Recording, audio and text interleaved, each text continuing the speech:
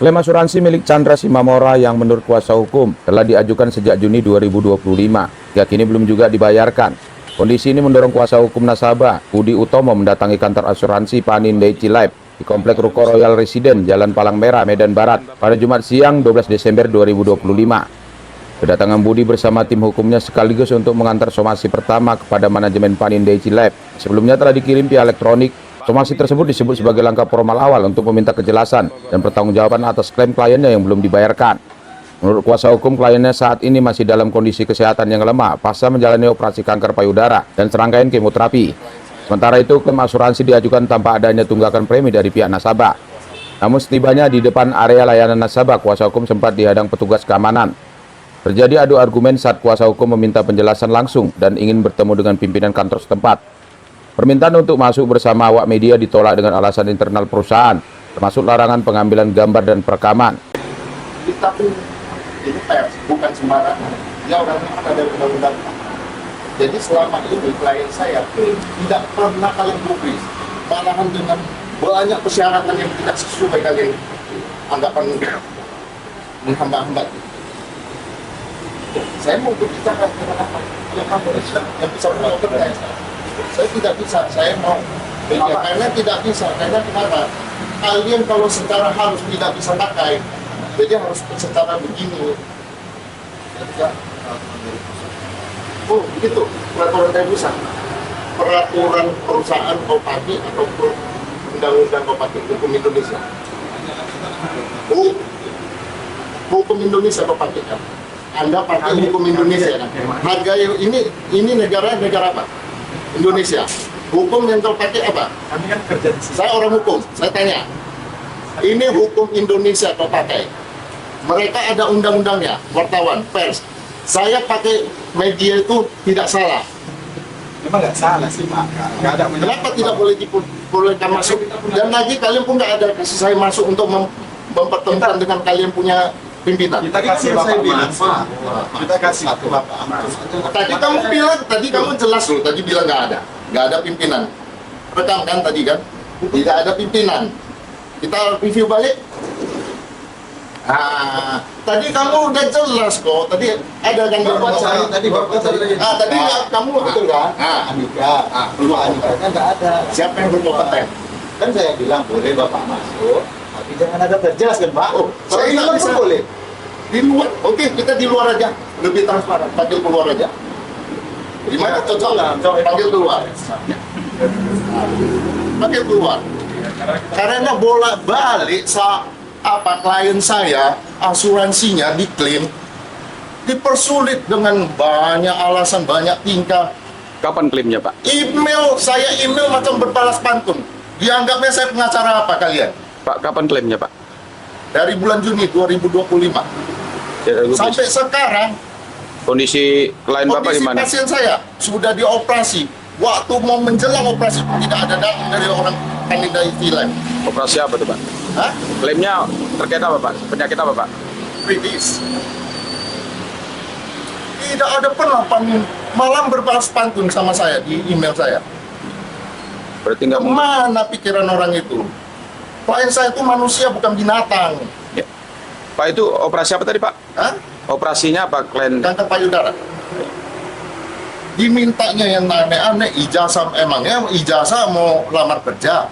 Rekening koran itu hak pribadi seseorang, tidak bisa dipublikasikan dan diberikan kepada siapapun. Ada nunggak emang, Pak?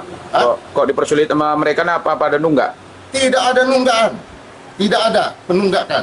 Malahan hingga sampai waktu diklaim itu harusnya dimatikan auto debit dari rekening klien saya. Malahan per tanggal 5 selalu debit terus. Seharusnya sesuai dengan peraturan, kalau klaim diajukan maka debit sudah otomatis ditutup. Ini tidak. Pak, selain operasi kan kemoterapi juga dari pihak tidak Panit ada. sendiri ada turun, Pak? Tidak ada turun. Medisnya? Malahan kita nantang lagi. Ya, nantangnya apa? Suruh tim dokter dari mereka datang. Sampai saat ini tidak ada tim dokter yang datang dari mereka. Apa permasalahannya, Pak? Kok nggak dibayar ya klaimnya, ya, Pak? Saya pun Apa bingung. dokumennya atau gimana? Dokumennya dipermasalahkan mengenai ijazah. Ijazah untuk apa? Waktu pendaftaran kan kita melalui KTP. dan kartu keluarga. Negara Indonesia ini berdasarkan itu. Tapi Seseorang dikatakan warga negara itu berdasarkan KTP dan kartu keluarga. Iya. Bukan ijazah. Ijazah apa? Emangnya mau lamar kerja? Pak, informasinya asuransi lain udah ada yang dibayar juga, Pak. Oh, sudah ada. Kemarin, semalam. Ya, apa bedanya rupanya, Pak? Kita gebrak juga seperti itu, baru dibayar. Apa bedanya, Pak? Kan sama-sama di bawah naungan hukum Indonesia, Pak. Nah, saya pun heran. Saya jadi pertanyaannya ini, saya pun bingung. Karena kenapa? Yang menjadi tanda kutip, mereka menganggap klien saya ini mafia di belakangnya. Jadi mungkin mau dipersulit atau apa? Mafia dari mana? Yang jelas-jelas klien saya, 2 rumah sakit menyatakan surat bahwasanya klien saya itu sakit dengan hal yang sama, dengan vonis yang sama. Jadi 2 rumah sakit, Rumah Sakit Muni Teguh dan Rumah Sakit Regina Maris. Itu kok bisa dibilang mafia? Emangnya macam mana proses klaimnya sih, Pak? Kalau dibilang kategori mafia, ya, kita logika aja lah. Kok dia mafia, ya, apakah mafia itu mau masuk di orang yang sehat atau orang yang sakit? Kalau dia masuk di orang sehat, mafianya sangat bodoh. Kenapa saya bilang sangat bodoh? Kok dia sehatnya sampai berkepanjangan, rugi enggak mafianya? Logika, pasti orang sakit. Orang sakit pun tidak bisa klaim secara begitu aja. Di pasal mereka ada menyatakan bahwasanya di bulan 12 pertama ada pengecualian penyakit, tidak bisa klaim. Kan harusnya di bulan 13 bisa diklaim kan. Ini sedangkan klien saya klaimnya di bulan ke-20. Berarti fakta memang sakit ya, Pak? Iya, jelas-jelas sakit. Mereka saya suruh datang, nggak pernah ada data. Oh, nggak ada ya, Pak? Nah, beginilah. Saya mau lihat pimpinannya. Ya. Tidak ada. Jadi rencana Bapak nih kemarin nih terkait apa nih, Pak? Saya mau lihat dulu. Mau nganter apa? Berkas atau gimana, Pak? Somasi juga. Somasi pertamanya sudah saya kirim ke pusat. Ini somasi yang keberapa? Ini somasi pertama saya kirim tetap. Saya perjelas kembali. Karena bolak-balik saya tekankan di email. Malahan saya yang dibola-bolakan sama yang di Jakarta. Gimana, Bang? Bang, Ya, Bang. ada yang datang, Bang. Mari. Bentar ya, Pak. Ya, kita. Sebenarnya orang abang bisa masuk satu, tapi nggak ada kamera untuk tanyakan ke customer service. Karena kami Bang, kami kan saya dari TV nih, Bang. ya, Cuma mau meliput kan tayangan nggak ada. cuman kan kita ada peraturan dari kantor. Kami kan hanya sebatas kerja di sini, Pak. Bahkan gaji. Gitu. Ya. Undang-undang ITE mana yang kepada? Malahan klien saya dibilang lagi oleh pihak asuransi berpura-pura sakit. Berpura-pura sakit dari mana? Logika lah. Udah 2 rumah sakit loh. Pernyataan yang sudah ada loh. Bahwasanya klien saya itu jelas mengidap kanker payudara stadium 4 dengan hal yang sama, vonis yang sama. Kan begitu. Itu kan sudah jelas. Apalagi yang kurang jelas? Jadi apa gunanya? Logika aja lah. Asuransi itu dipakai yang kritikal itu krisis apa penyakit kritis itu dipakai untuk apa? Logika aja. Untuk penyakit itu kan, ya saya jelas saya klaim. Jadi kalau begini ya pembohongan lah, penipuan lah sesuai dengan pasal 378 KUHP dan 372 kalau tidak cair kita akan pidanakan. Ya. Sudah jelas itu 372 KUHP, baca itu. Setelah perdebatan kuasa hukum, tim hukum, dan 2 perwakilan wartawan, akhirnya diperbolehkan masuk ke area layanan nasabah, namun tetap tanpa dokumentasi. Di dalam ruangan, menurut kuasa hukum, tidak diperoleh kejelasan terkait kepastian pembayaran klaim. Pihak kantor pusat Panindai Cilep kemudian menghubungi kuasa hukum melalui sambungan telepon dan menyampaikan bahwa klaim masih dalam proses analis tanpa menyebutkan batas waktu penyelesaian. Saat diminta klarifikasi oleh wartawan, pihak Panindai Cilep memilih tidak memberikan komentar dan menolak diwawancarai. Pada wartawan, kuasa hukum menyebut selama proses klaim, kliennya justru diminta melengkapi dokumen tambahan yang dinilai tidak relevan, seperti ijazah dan rekening koran, meskipun identitas nasabah telah diverifikasi saat pendaftaran awal.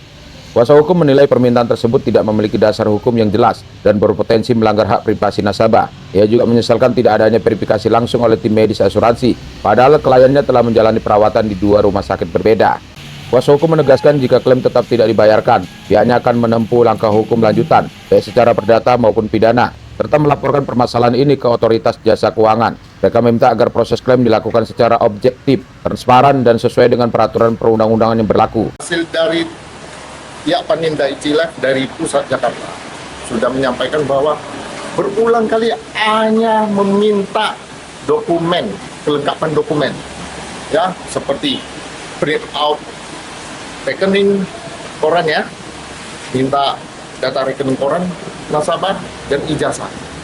Yang saya melihat ini, dokumen-dokumen ini merupakan pelanggaran, sangat pelanggaran. Karena kenapa? Ini merupakan data pribadi seseorang, ya, yang dinyatakan konstitusi ini privasi, ya. Ini nggak bisa ini. Ya kayaknya kok menjadi ketentuan mereka. Di awal Ya, padahal di awal, ya, klien saya itu mendaftarkan diri berdasarkan apa? KTP dan kartu keluarga, kan begitu. Kenapa ini meminta hal-hal yang lain yang agak aneh, di luar nalar, ya, di luar nalar, satu sangat melanggar ketentuan hukum, ya. Maka dari itu saya kuasa hukum dari klien saya atas nama Chandra Simamora, saya akan mengambil langkah hukum yang lebih tegas. Saya akan mengambil langkah, ini sudah jelas 378 KUHP dan 372 KUHP, dan saya akan meminta Mahkamah Konstitusi, ya, mengenai hal ini. Kenapa warga negara mendaftar berdasarkan KTP kartu keluarga tidak dihargai kali? Apalagi ini merupakan perusahaan asing, loh. Ya, dia harus patuhi hukum yang ada di Indonesia ini. Ya, perundang-undangan yang berlaku di Indonesia ini dia harus patuhi. Ya, saya akan teruskan ke OJK dan seterusnya tembusannya. Ya, oke. Jangan-jangan di sini ada mafianya. Makanya dipersulit. Mungkin ada penyelewengnya atau apa, kita nggak tahu di dalamnya. Makanya dia seolah-olah menggiring opini-opini yang tidak masuk akal.